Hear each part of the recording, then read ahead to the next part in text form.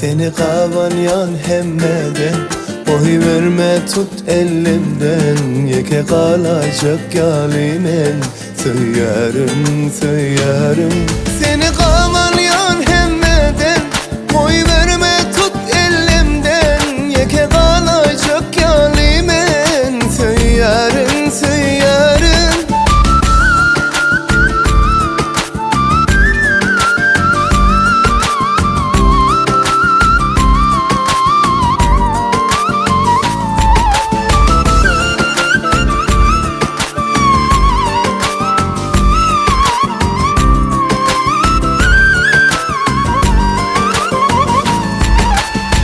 Aydınlarım sözlerimin barısı, dine sen için aydılyan yalıdı. Ömrüme girdin, yüreğime girdin kovrası. Sevmelen başladı bu durmuşun manası.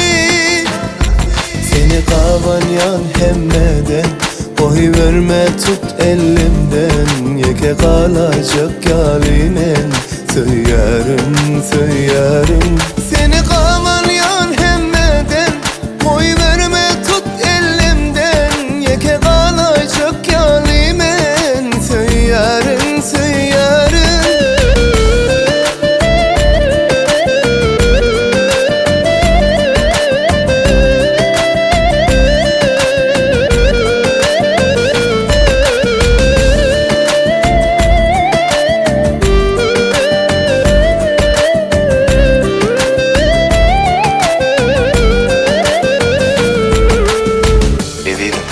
Bileyim seni kavanyan hemmeden, hatta sana bağlışı öz ömrümden.